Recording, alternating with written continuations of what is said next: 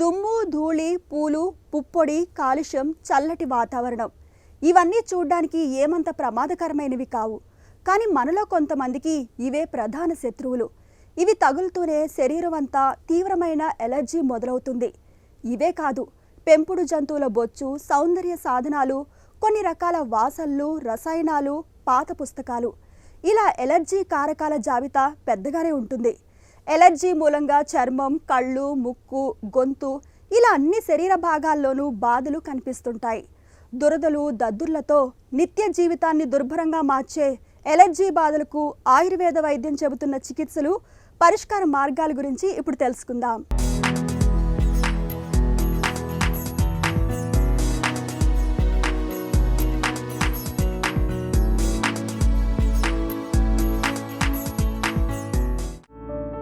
సహజంగా దేశ సరిహద్దుల్లోకి ఎవరైనా శత్రువు ప్రవేశించినప్పుడు వెంటనే మన సైన్యం అప్రమత్తమైపోతుంది. అవసరమైతే శత్రువు ప్రవేశాన్ని నిరోధించడానికి దాడులకు కూడా పాల్పడవచ్చు. ఈ క్రమంలో కొంత నష్టం కూడా వాటిల్లే ప్రమాదం ఉంటుంది. అచ్చంగా ఇలాగే మన శరీరంలోకి ఏదైనా శత్రువు ప్రవేశించాలని చూస్తే రోగ నిరోధక వ్యవస్థ కూడా ఇలాగే అడ్డుకుంటుంది. ఈ క్రమంలో ఏర్పడే ఇబ్బందినే మనం ఎలర్జీ అంటాం. ఈ ఎలర్జీ దద్దుర్లు, కళ్లల్లో నీళ్లు కారటం, తుమ్ములు రావడం, బొబ్బల్లాగా రావడం, చర్మం ఎర్రగా కందిపోవడం ఇలా రకరకాల రూపాల్లో కనిపించవచ్చు. ఈ ఎలర్జీలకు కారణం మనం తినే ఆహారం కావచ్చు, వాతావరణ మార్పులు కావచ్చు, మనం వాడే మందులు కావచ్చు, పుప్పొడి రేణువులు కావచ్చు, కొన్ని రకాల కీటకాలు, పెంపుడు జంతువులు కావచ్చు, చివరకు మనం వాడే ఆభరణాల మూలంగా కూడా ఎలర్జీలు కనిపిస్తుంటాయి. ప్రపంచవ్యాప్తంగా సుమారు 20% జనాభాకి ఎలర్జీ అంటే ఆర్టికేరియా, దద్దుర్లు అనేవి వస్తూ ఉంటాయి. అవి అనేక కారణాలతో వస్తూ ఉంటాయి. అంటే సడన్గా ఒక గాలి తగిలినా కానీ, ఏదైనా ఫుడ్ తిన్నా కానీ, ఏదైనా మందు తిన్నా, అంటే ఏదైనా ఒక ఔషధం తీసుకున్నా కానీ, వాళ్ళు ఏదైనా రాసుకున్నా అంటే జస్ట్ ఇలాగా కోసుకున్నా కానీ, తగిలినా కానీ, ఏదైనా కొంతమందికి ఆలోచిస్తుండగానే వాళ్ళకి ర్యాష్ వచ్చేస్తూ ఉంటుంది. సో దీనిని ఆయుర్వేదంలో శీతపిత్తం అని చెప్పారు. శీతపిత్తం తర్వాత వచ్చేది ఉదర్ధము, ఉదర్ధం తర్వాత కోటము. అంటే దీని యొక్క సివియారిటీని బట్టి ఆయుర్వేదంలో 3 రకాలుగా చెప్పడం జరిగింది. ఆధునికంగా కూడా దీన్ని 3 రకాలుగా చెప్పడం జరిగింది. అయితే దీనికిను ఎలర్జిక్ డర్మటైటిస్కి తేడా ఉంటుంది. ఏంటంటే ఒక శీతపిత్తం ఏదైతే అర్టికేరియా ర్యాష్ ఉందో ఆ ర్యాష్ సడన్గా వస్తుంది. అది 24 hours to 48 hours, maximum 72 hours తగ్గిపోతుంది. కాకపోతే కొంతమందికి ఆ ర్యాష్ ఉండి ఆ ర్యాష్ పెరిగి అది సుమారు 3-4 రోజుల పాటు కూడా కొంతమందికి ఉంటుంది. అది కొంచెము ఇబ్బందికరమైంది. అది చాలా మటుకు ఏంటంటే సివియర్, శరీరంలో సివియర్గా చేంజెస్ వచ్చినప్పుడు, అంటే లోపల మాస్ట్ సెల్స్, ఏవైతే బేసోఫిల్స్, ఇతరత్ర ఇంటర్నల్ జరిగేది ఏదైతే కెమిస్ట్రీ ఏదైతే ఉంటుందో, ఏదైతే చేంజెస్ ఏవైతే ఉన్నాయో ఆటో ఇమ్యూన్ చేంజెస్ కూడా అంటాము. అయితే ఇమ్యూనిటీ చేంజెస్ కూడా ఉంటాయి. అవి వచ్చినప్పుడు సరే రీసెంట్గా మనకి కోవిడ్ వచ్చినప్పుడు కూడా వాళ్ళకి లోపల చేంజెస్ వచ్చి వాళ్ళకి రకరకాల యాక్టివేషన్ జరిగినప్పుడు వెంటనే ర్యాష్ కూడా వస్తూ ఉంటుంది. సో ఇది ఒక లక్షణం మాత్రమే. అయితే ఈ యొక్క అర్టికేరియా ర్యాష్ వచ్చినప్పుడు చాలా ఇబ్బంది పడుతూ ఉంటారు. ఫస్ట్ దురద వస్తుంది, దురద తర్వాత దద్దురు వస్తుంది, దద్దురు వచ్చినప్పుడు కొన్ని గంటల తర్వాత తగ్గిపోతుంది, మళ్ళీ వస్తుంది. ఇది ఒక సైకిల్ కింద రావడం జరుగుతూ ఉంటుంది, తరచూ వస్తుంది. ఎప్పుడైతే వీళ్ళకి ఈ యొక్క ర్యాషెస్ వస్తున్నాయో వాళ్ళు దేనికి వస్తుంది అంటే కాంటాక్ట్ వల్ల వస్తుందా, స్ట్రెస్ వల్ల వస్తుందా, ఏదైనా బట్టలు వేసుకోవడం ద్వారా వస్తుంది, అంటే కొన్ని రకాలైన నైలాన్ లాంటి దుస్తులు వేసుకుంటే కూడా వచ్చేస్తారు, లెదర్ లాంటిది వేసుకుంటే కూడా వస్తుంది. సో ఇవన్నీ కూడా వాళ్ళు అవాయిడ్ చేస్తే కనుక నెమ్మదిగా తగ్గుతుంది. తగ్గాక మళ్ళీ చాలా రోజుల పాటు దాన్ని రాకుండా చేసుకుంటే కనుక చాలా మటుకు తగ్గడానికి అవకాశం ఉంటుంది.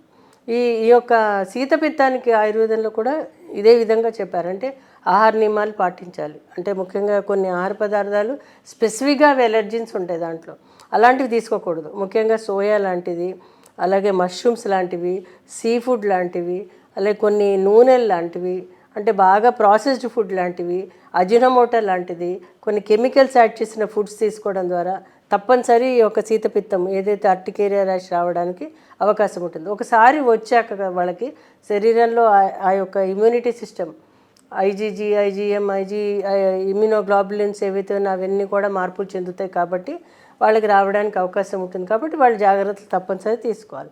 ఇంకా వాళ్ళు ఆహారంలో వాళ్ళ జాగ్రత్తలు ఏదైతే ఉన్నాయో, ఏవైతే వాళ్ళకి అవాయిడింగ్ ఫుడ్ ఏదైతే ఉంటుందో, అంటే బయట దొరికే ఆహార పదార్థాలు ఆపేసి ఇంట్లో వండిన పదార్థాలు తీసుకుంటే కనుక త్వరగా తగ్గడానికి అవకాశం ఉంటుంది. మనలో చాలా మందికి తినే పదార్థాలకు సంబంధించిన ఎలర్జీలు కనిపిస్తుంటాయి. వంకాయ పడదని, గోంగూర పడదని, పాలు, గుడ్డు, చేపలు, పల్లీలు, బఠానీలు పడవని వాపోతుంటారు.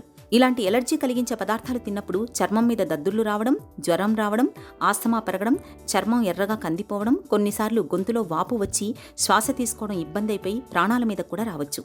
ఏ ఆహారం వల్ల ఎలర్జీలు వస్తున్నాయో గమనించి వాటిని దూరంగా ఉంచడం శ్రేయస్కరం. ఒంట్లో వ్యాధి నిరోధకత బలంగా ఉంటే ఎలర్జీ బాధలు తగ్గుతాయి. వ్యాధి నిరోధకతను పెంచుకునేందుకు రోజువారీ ఆహారంలో తాజా పండ్లు, ఆకుకూరల్ని ఎక్కువగా తీసుకోవాలి. ఒక చెంచాడు అల్లపు రసానికి ఒక చెంచాడు తేనెను కలిపి తీసుకుంటే ఎలర్జీ బాధలు ఇట్టే తగ్గిపోతాయి. ఎలర్జీలకు వాము కూడా బాగా పనిచేస్తుంది. వామును బాగా వేయించి పొడి చేసి పెట్టుకోండి. అన్నం తినేటప్పుడు తొలి ముద్దలో కొంచెం వాము పొడిని కలుపుకొని తినండి. ఎలర్జీలు క్రమంగా తగ్గుముఖం పడతాయి. చిట్కాల విషయానికి వచ్చేసరికి చాలా రకాలైన చిట్కాలు ఉన్నాయి. ఇంటర్నల్గా నోటి ద్వారా తీసుకేందుకు మనకి ఉసిరికాయ, అలాగే అల్లం ప్రతిరోజు ఒక 5 గ్రాములు తీసుకోవాలి. ఎవరైనా చిన్న పిల్లల దగ్గర నుంచి కూడా ఇవ్వచ్చు. చిన్న పిల్లలు కూడా ర్యాషెస్ వస్తాయి, అప్పుడే పుట్టిన పిల్లలు కూడా వస్తాయి. కాకపోతే వాళ్ళకి మనం 6 నెలలు దాటిన తర్వాత మాత్రమే మనం ఇవ్వగలుగుతాము. అప్పుడు ఏం చేయాలంటే అల్లం తొక్కు తీసేసి దాన్ని ముక్కలు చేసి గ్రైండర్ పట్టి ఆ రసం ఏదైతే ఉంటుందో ఆ రసంలో సమానంగా నీళ్లు కలిపి అది ఒక అర చెంచాడు చొప్పున పొద్దున్న సాయంత్రం తేనె కానీ పటికి బెల్లం కానీ కలిపి సుమారు 45 రోజులు తీసుకుంటే కనుక చాలా బాగా కంట్రోల్కి వస్తుంది. ఇది యాంటీహిస్టమిన్ ప్రాపర్టీస్ అధికంగా ఉంటాయి ఇందులో. అలాగే కుర్కుమిన్ అంటే ఏంటి, టర్మరిక్. ప్రపంచవ్యాప్తంగా కూడా టర్మరిక్ని రసాయనంగానే చెప్తున్నారు. అదే ఇట్ ఈజ్ యాంటీ క్యాన్సరస్ కూడా అంటున్నారు. కాబట్టి ఈ యొక్క మంచి పసుపు, మంచిగా పట్టించిన పసుపు ఒక 1/4 స్పూను, పట్టికి బెల్లం ఒక 1/4 స్పూను కలిపి ప్రతిరోజు పొద్దున్న సాయంత్రం పాలల్లో కలిపి తీసుకుంటే కనుక ఇది ప్రత్యేకమైన చికిత్సగా ఆయుర్వేదంలో చెప్పారు. అంటే హరిద్రాఖండ అంటారు ఆయుర్వేదంలో. బృహద్ హరిద్రాఖండ అనేది కూడా ఆయుర్వేదంలో చెప్పారు. అయితే ఇందులో అల్లం కూడా వేసుకోవచ్చు, అందులో పిప్పళ్ళు వేసుకోవచ్చు, అందులో మిరియాలు కూడా వేసుకోవచ్చు. ఇవేవి కూడా ఈ యొక్క ఏదైతే అర్టికేరియా ర్యాష్ ఏదైతే ఉందో, వీల్స్ ఏదైతే దద్దుర్లు ఏవైతే అవన్నీ తగ్గడానికి సహాయపడుతుంది. కొంతమంది సొంటిని కూడా సజెస్ట్ చేస్తుంటారు. కాకపోతే సొంటిని లైమ్ వాటర్లో అంటే సున్నం నీళ్ళలో దాన్ని తయారు చేస్తే కనుక అంతగా ఎఫెక్టివ్గా ఉండదు. ఎందుకంటే సొంటి కొంచెం వేడి చేస్తుంది లైమ్ వాటర్లో, సున్నం నీళ్ళలో తయారు చేసినప్పుడు. కాబట్టి అల్లం బెస్ట్. నెక్స్ట్ వచ్చేసి గరికె కూడా చాలా బాగా పనిచేస్తుంది. గరికె మనకి చుట్టుపక్కల దొరుకుతూనే ఉంటుంది. ఆ గరికెని బాగా కడిగేసి దాన్ని పేస్ట్ కింద చేసి దాంట్లో కొంచెం కొబ్బరి నూనె కలిపి బయట పూత కింద వాడితే చాలా బాగా పనిచేస్తుంది.